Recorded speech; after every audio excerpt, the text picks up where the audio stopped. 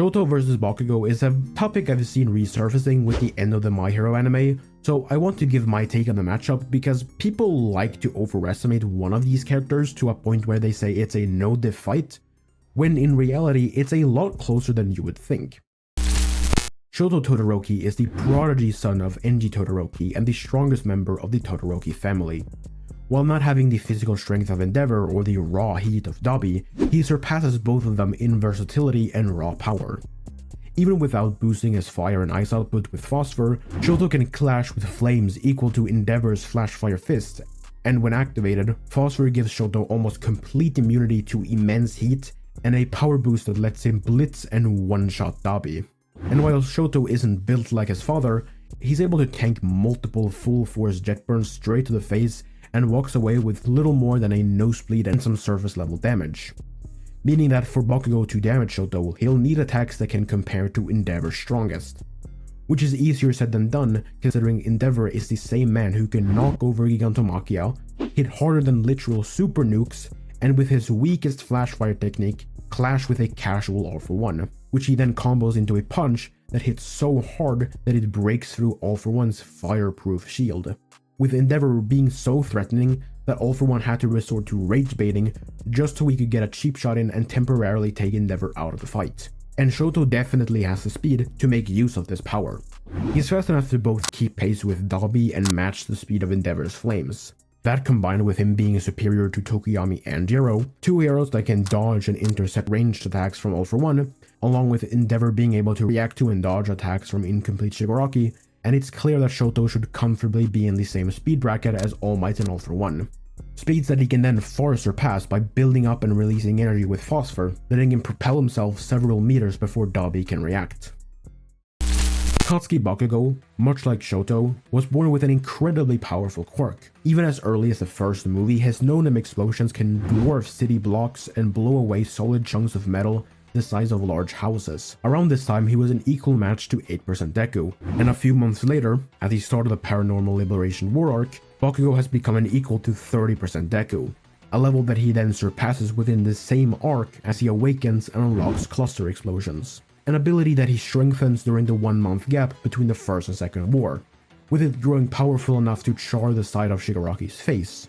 And this ability ultimately culminating in a second awakening where Bakugo fully grasps his quirk, allowing him to produce explosions anywhere on his body, along with his explosive speed reaching levels that not even someone as quick as Prime All Might could track. Not that he even really needs his explosions to be one of the fastest in the verse, as his raw reaction speed and reflexes are enough to dodge a swing from Shigaraki, something not even Mirako nor the other heroes in the Flying Coffin could even come close to accomplishing. With their stats covered, let's find out who would actually win.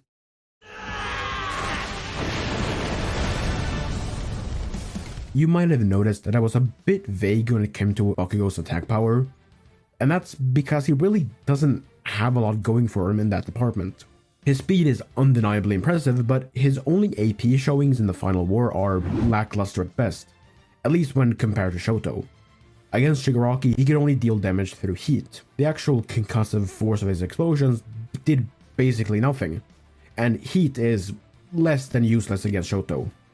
And Rewind All-for-One is physically frail, so hurting him really doesn't mean much.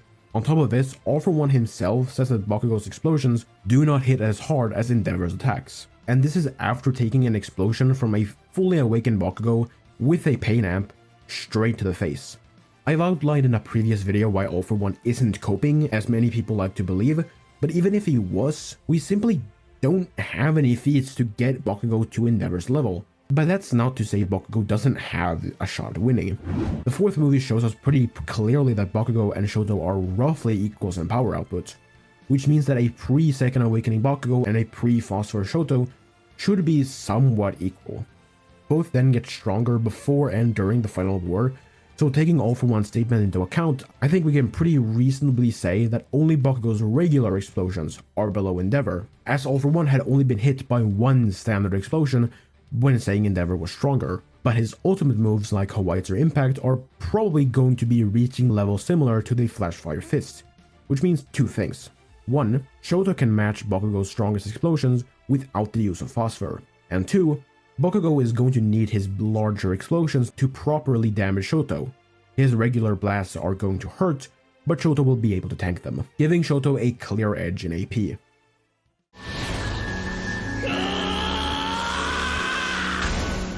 Speed obviously goes to Bakugo. Not only is he fast enough to react to and dodge attacks from a significantly faster foe than Shoto, but he can then make himself even faster with explosions. However, one slight weakness to Bakugo's speed is that he needs to stop moving to use his bigger explosions.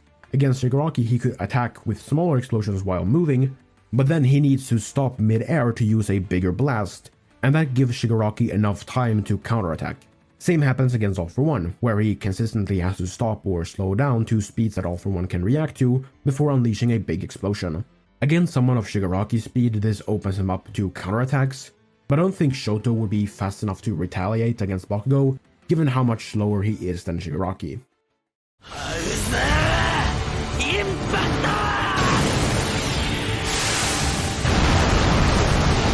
That being said, Shoto definitely has the overall advantage. Bakugo really only has speed, but he doesn't have any effective way of quickly taking down Shoto. That's not to say Bakugo's regular attacks won't be effective. Enough sustained damage can take down even the biggest of opponents, but it won't be a quick one and done. Meanwhile, any of Shoto's ultimate moves are going to be dealing substantial damage, and he even has the potential to end the fight in one move, granted he lands the Great Glacial Aegir to freeze Bakugo from the inside out.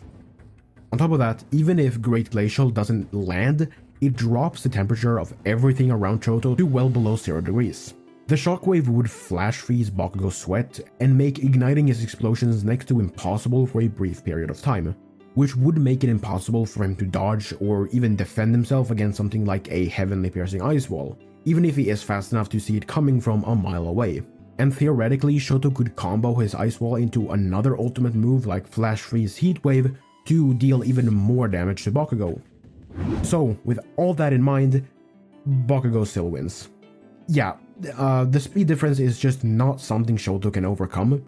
Sure, he could briefly shut off Bakugo's quirk, but even if he lands an ice wall or a Flash Fire Fist, 1 or 2 good hits won't be enough to win given how ridiculously resilient Bakugo is. And really, damaging Bakugo will only make him stronger. So Bakugo is just gonna use his massive speed advantage to bombard Shoto. Even if each blast isn't going to deal substantial damage, at the rate he can fire smaller explosions and his ultimate moves realistically hitting as hard as Dabi, Shoto will simply get overwhelmed and worn out before he can land enough hits on Bakugo to win. It is a close fight. Bakugo isn't getting out unscathed due to Shoto basically having a way to guarantee at least one good hit, but he is ultimately just superior.